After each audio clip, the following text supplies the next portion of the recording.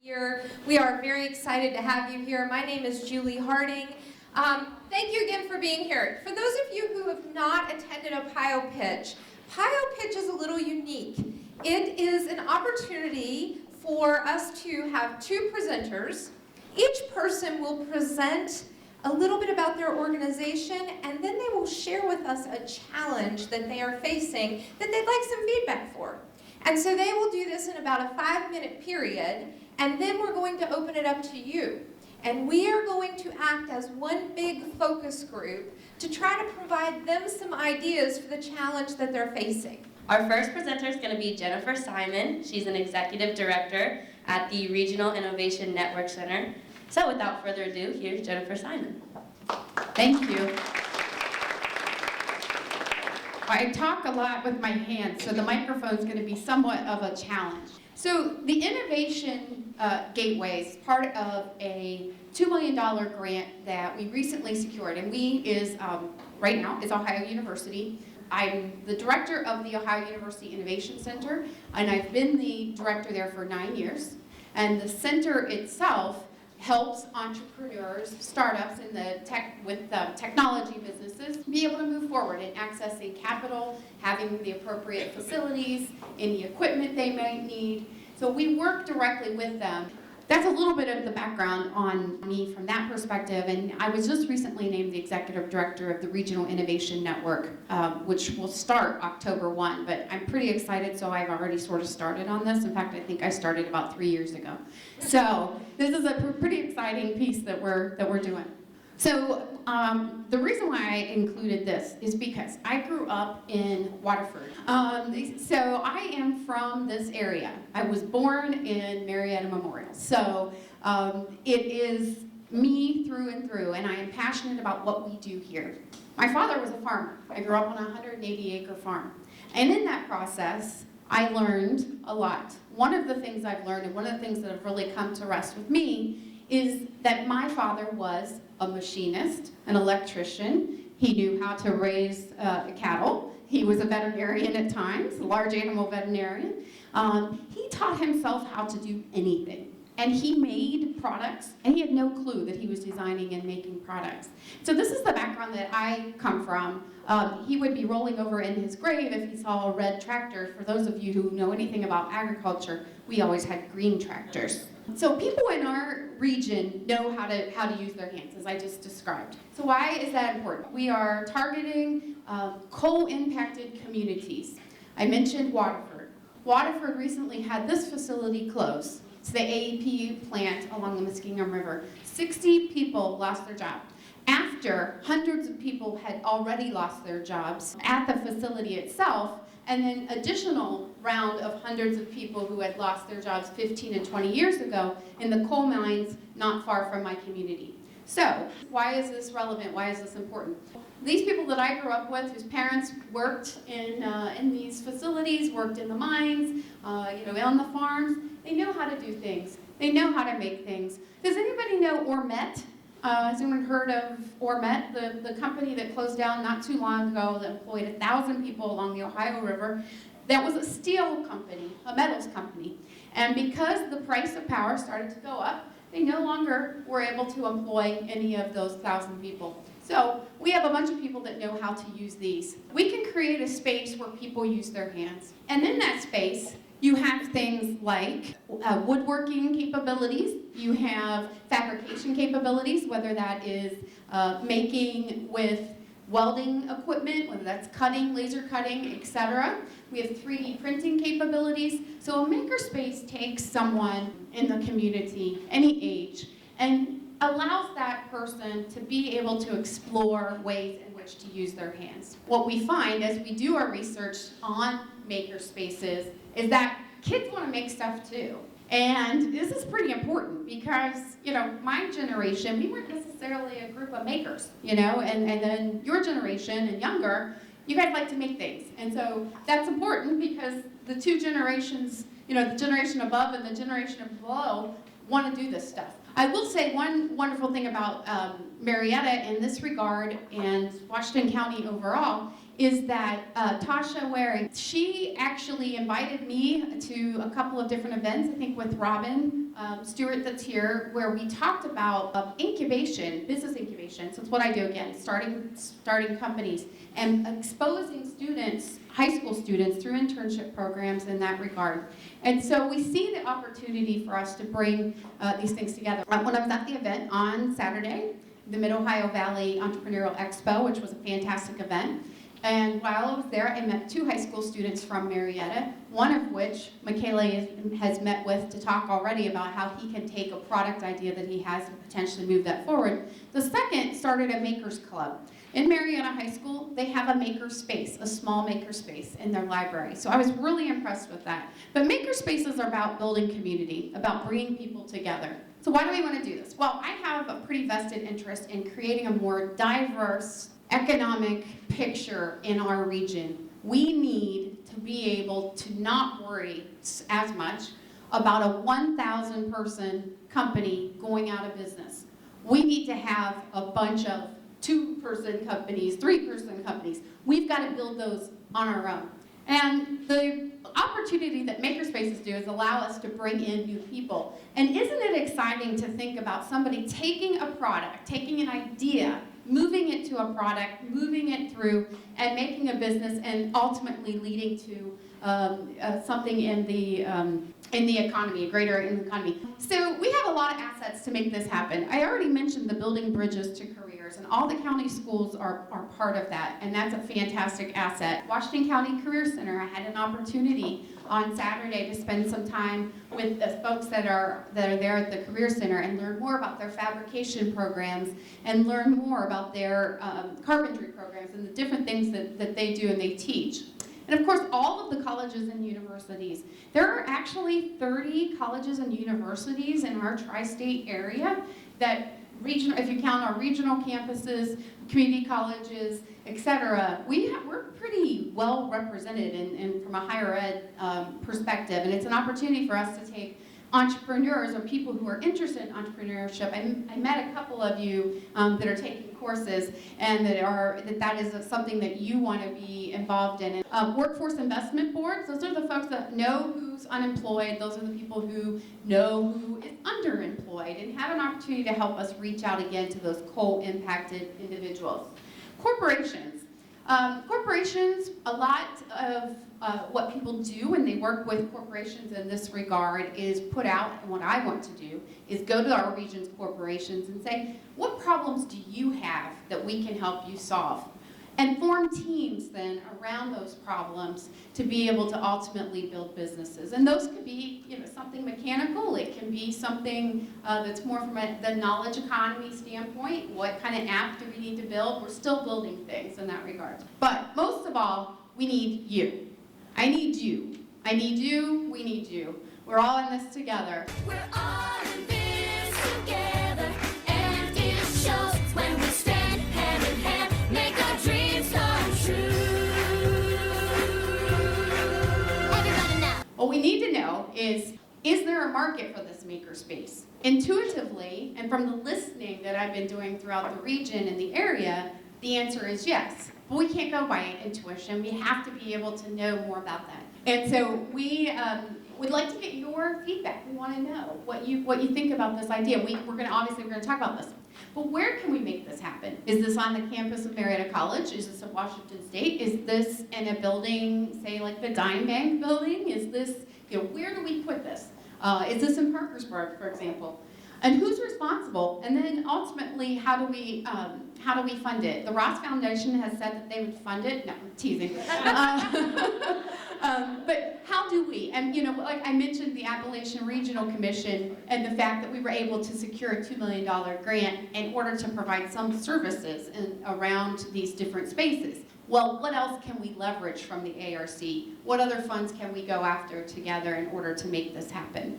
What other companies do similar service as you guys? So a lot of communities have makerspaces in their libraries, in their schools, in their public libraries, in their school libraries.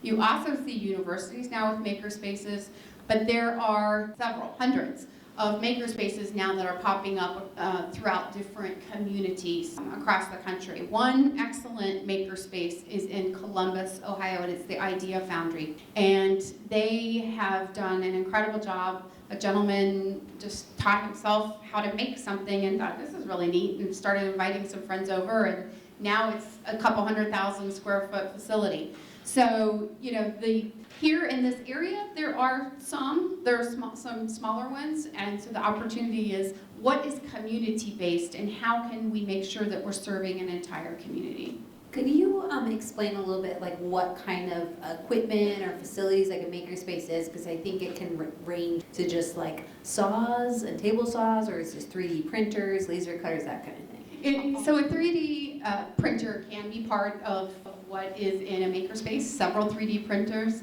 Ohio University at the Innovation Center, for example, we have a 3D printer, so we believe additive manufacturing process of 3D printing is fairly important. The scale, I think, it depends on the amount of funding. But you mentioned CNC machines, routers, a little bit of everything from the wood saws to laser cutting and the capability of using that, and vinyl cutting, and so it is a wide range of equipment that a makerspace can put together. What do you think we need? And it's asking, because one of the things that I've experienced in running the incubator for 9 years is, if we buy a piece of equipment for our biotech lab or the $250,000 3D printer that we bought, we probably should know whether or not we were going to have a demand for that. So we want to make sure that we meet that. What happens to a lot of these spaces in which there's a lot of energy and people working together in this kind of sense of community is often it gets kind of sanctioned to an outside area, and there's some empty warehouse somewhere that can be taken over. Is the idea to bring that energy of innovation into a small town, a downtown, to kind of invigorate people and see like that we can take our future in our own hands and do something about it? Where do we make this happen? I say make it happen in downtown Marietta. That's what I would say. Is it typical for makerspace facilities to include some kind of web training or web support? Because you were talking about a lot of 2-person, 3-person companies. You would imagine a fair amount of them would like to do online sales, so that somehow, in addition to figuring out how to create the product, then what do you do with it? I mean, unless everyone's going to open up a physical space where they market it, is that typical for that? And then the second thing, as far as liability goes, do people just usually sign waivers? If I cut my arm off, it's on me. Yeah, that is part of the overall vision of a makerspace, is helping people find what they need if they want to create a business. We're blessed with a fantastic network of small business development centers and counselors who are part of and will be part of the equation in anything that would be developed. We have the business coach that we have now hired that would be part of this network. We're serving 28 counties. There are hubs that are serving, it's not one hub per county, that would be a nightmare. But yes, so there are a number of resources. I mentioned Tech Growth Ohio at the Voinovich School. It's not to let people just kind of go out there on their own and be by themselves. That's the thing I love about business incubation, is that it's about a community of entrepreneurs helping one another. And that's what happens in these makerspaces. The literature is showing that is, this community is growing where people are helping each other develop these businesses. The liability question is one that it is a fairly expensive liability for the organization that runs the makerspace. I'm currently working with another makerspace. We're working through those insurance issues, so I'm learning more and more about that as I go. You had mentioned that there are 30 colleges in this regional outline. Do you have a concern that there would be a redundancy of training? I think of programs offered at our vocational school, our career center. Is there a concern of redundancy? If I can take that class or learn that skill at Washington State, will this have some impact on your ability to find your clients? The way that I look at that is that we have an opportunity for instructors to come out of and be part of this makerspace, and vice versa. So it can be a feeder system, I think, to those courses and the different programs that exist. More of a relationship that would, have a referral network kind of feel to it. And the more people that we have thinking about this, I think the more we'll see going into the different programs that are out there from an educational standpoint. So one of the things that I loved about coming here, every once in a while, I always share a secret, every once in a while in Athens, Ohio, there can be a little bit of territoryism. And when I came to Marietta, I felt like people were just like, how do we do this? How can we work on this? We just want to do it. And Marietta College has been phenomenal in that regard, and Washington State wants the same thing. So it's really going to take a lot of people sort of working together and continuing to communicate with events like Move and other things so that we can all benefit. And I think there's a way for us to continue to push the apple cart with all the apples still in there. Maybe a couple will fall off, but still. Who do you want to be the market? Like, who are you targeting to use this type of space? It can be anybody, right? So I could stand up here and I could say everybody's our market. Having coached a lot of people on doing these kind of pitches, this is something that we have to define. We're still working on the definition of this. Because if you remember in the beginning of the presentation, I was showing a lot of older individuals who have skills. And I made the point that there is another generation, your generation, where you guys like to make things. So, and then we have kids that are young that want to make things. The targets are going to kind of, move a little bit, but already having relationships with the high schools through the work that building bridges those folks are doing, and already having some connections with Marietta College and different places. But we have an opportunity, I think, to pull from a number of resources. So I know we talk a lot about funding, grant funding to purchase equipment, maybe renovation of a space, the grant that you've received to have some expertise and technical support. Can you talk a little bit more long-term about what is a revenue model? It really depends on the community. And again, having done a lot of research on this now, no two revenue models work exactly the same. Most of them, however, have a membership component, and that membership is an annual membership, and someone pays $100, $200, whatever it might be, to be able to come in when they want and use the equipment and use the facility. And there's also an additional piece, and this is where sort of this business incubation component can work, in that there's space set aside within the maker facility for people to have their own kind of studios, and that's an additional revenue. The courses are typically revenue based, so somebody is going to be paying to take that course. Of course, you have expenses coming out the other side, unless you have volunteers who are willing. The one that's being developed currently in Athens is also tied to a retail component. The retail portion of that, I think, may help them be able to weather any sort of sustainability questions. Those are sort of some of the revenue streams that exist. We actually had some preliminary drawings done, and Tasha had some preliminary drawings done, and we're all finding that our drawings match up, which is good. It really is about the type of, and there's, I run the Innovation Center.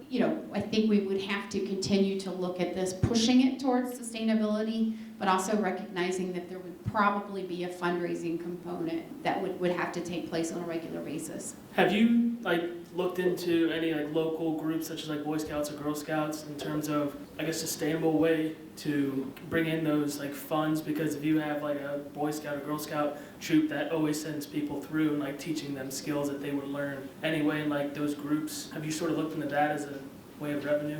I did have a conversation with someone from the Boys and Girls Club in Parkersburg, and the Ross Foundation did make that space happen. So, but the concept that's part of it, that there's a regular, that's great. I hadn't thought about bringing in and I could see 4-H probably being part of that. They're taking on more and more in that regard, robotics and other things. So That's a great point, thank you. My mother works as a media coordinator for an elementary school library, and she has her own makerspace, and it's kind of similar to his question. It's completely stocked by parent donations from the school, and so I was wondering if you have any type of PR plans to collaborate with the community to kind of get those donations or funding and that type of involvement with the community. The space that's being developed in Athens actually has sort of a precursor, which was a tool library. So people kind of contributed their own tools. I made my husband sign up because he thought he had to buy one of every tool out there, and now we pay $100 and he can use any tool he wants. But it's that concept of people bringing things to the table, and that's excellent. So your mother has that experience and knows the way in which that that works. And I think when you're looking at a community level, if there's definitely community buy-in for this, I think we will see those kinds of donations. That's excellent. I think I'm finding the co-founders of this space right here. Excellent questions. Here. From my standpoint, I think your target needs to be more children-based. We're going to school already for something else that we've already found a passion for. I think it would be better suited for kids in high school, but also kids in middle and elementary school to learn from an earlier age of how